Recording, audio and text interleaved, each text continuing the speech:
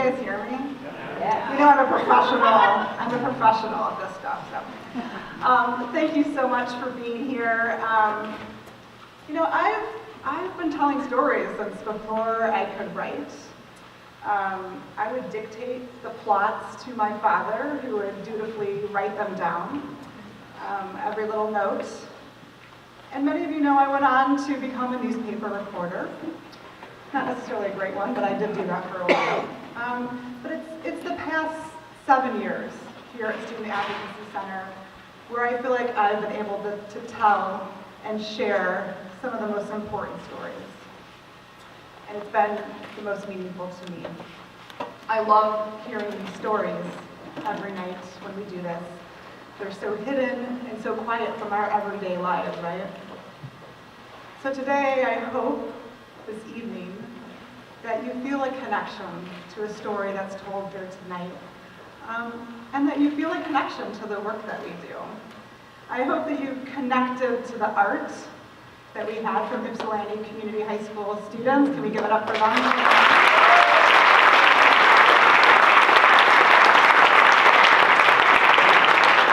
It was a really fun project, and I also want to give it up to our empty chair sponsors who will be taking this beautiful art with them to wherever their place of business, or it'll be traveling to Lansing and all over. And it explores that theme of why do we have empty chairs in schools? A lot of complicated and hard reasons, right? Maybe you feel connected to our evidence-based mentoring program, which you got to hear quite a bit about just now. Maybe you feel passionate about our work around rethinking discipline and really advocating and getting students back into school. Maybe you connect to our work with youth experiencing foster care. You're going to get to hear an awesome story on our second half. Or maybe it's our systems level policy work, like fighting for equitable school funding. And so if you're into that, yes. We're having an event next Thursday at Neutral Zone, I see Lori, to Town Hall. We need equitable and more school funding, we believe, for safe and supportive schools. And maybe you will connect with work that is emerging still, like our work around elementary reading. They're a great reading bill. Teaching social skills using evidence-based programming. Or some of the work that we're doing that's really confounding us as youth are unilaterally placed without a choice into virtual programs that just aren't really teaching them. There are good virtual programs, but there's some that aren't working for some of our most vulnerable students. And that's a real challenge for our staff.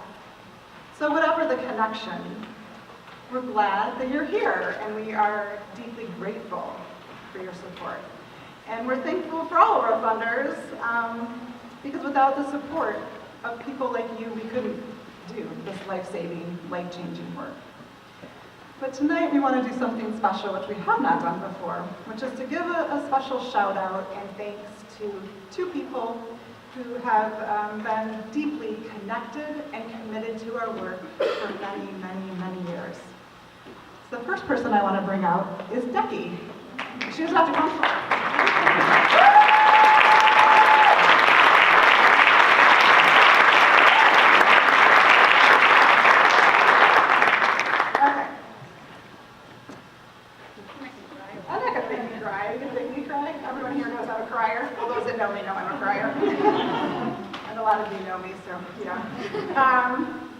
Okay.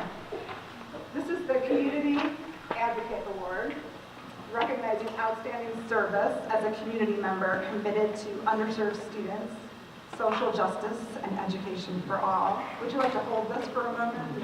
Yes. So you all heard, right, that Decky's a professor at EMU, and most of us would describe her as a force of nature, right?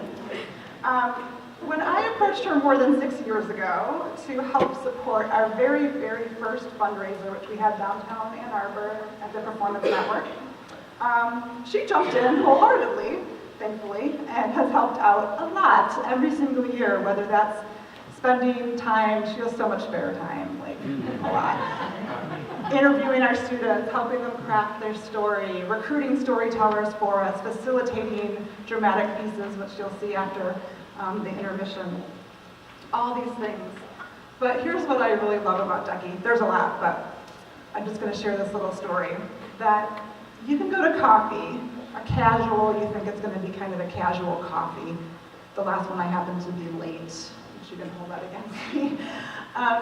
And at these coffees, random college students will come up with problems, and she's like, gotcha, yep, okay, hold on. And she's like doing, does she have like 8 arms? I don't know, she's doing all these things, solving these problems, and meanwhile, these ideas that you didn't even have when you came emerge, right? And creativity is sparked. I mean, like to think I have some ideas, but when you talk to Decky, even more come out, right? You leave those meetings, at least I do, feeling energized and hopeful. And she appreciates you. Has she ever said like a mean thing about anybody? I don't know. She really appreciates everyone for who they are, right? So please join me in thanking Decky for all she does, for elevating voice, for sparking creativity and passion, and for her commitment to social justice.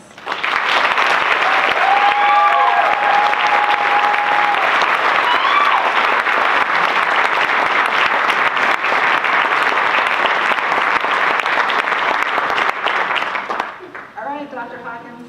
Can I call you Jim? Is that okay? That's what I call you. Come on up. So our Educator Advocate Award is Dr. James Hawkins. So let's clap for him.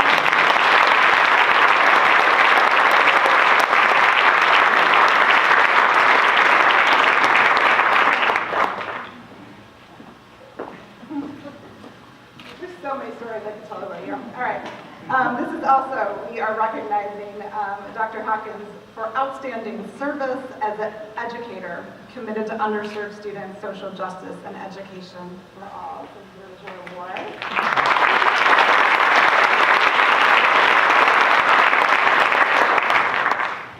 Jim is a longtime educator. He served as a superintendent in IPSI schools from, I hope I get this right, 1984 to 1990, and he loved it so much he came back from 2005 to 2008. 2009, I need to get that one. Okay. And since then has spent an enormous amount of time volunteering for different community purposes, including the Ypsilanti Community Schools Foundation and more importantly, Student Advocacy Center. He was on, no, I'm just kidding, that's not more important, but dear to my heart, of course. He was on our board from 2010 to 2016, and he remains a board member emeritus. But what, some of the things that I remember, really appreciate about Jim are these things. When he was superintendent, and probably later, he would give his personal cell phone out to students, because that's how much he cares. And I remember our staff who retired, who worked with him before my time would say, yeah, he would really collaborate and really go above and beyond for students who had discipline problems to find creative solutions. Jim's big heart and generosity have persisted in retirement, and we are grateful for the ways he's helped community agencies expand their capacity, better serve the community, and stay laser focused on the mission. I can tell you, when he was my boss as a board member, that was important to him.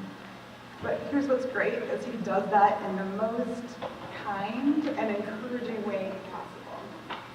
So please join me in thanking Jim for his commitment to our community, his kindness, and his generosity of time and spirit.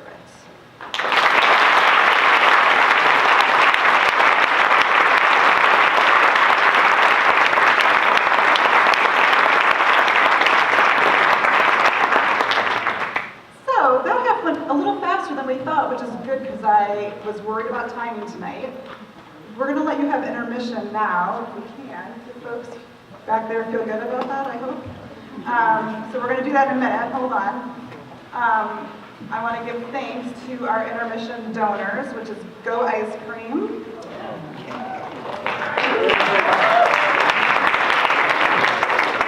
Has anyone here not had Go ice cream? What?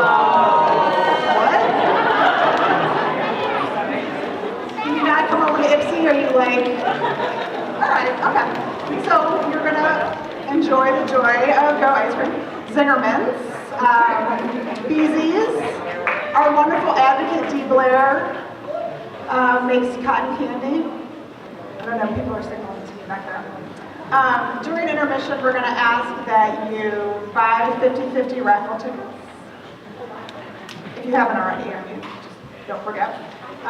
They're available till the end of intermission, and you have to be present at the end of the show to be able to win. $5 for one ticket, $20 for 5 tickets. You can purchase a t-shirt. I already saw that someone had one on. Can she stand up? Is she still here? Oh, yeah, look at that.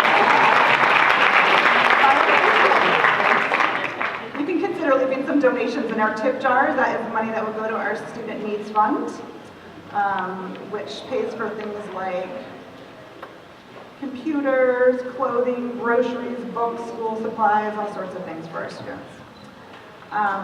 But during intermission, I obviously want you to connect with people that are here.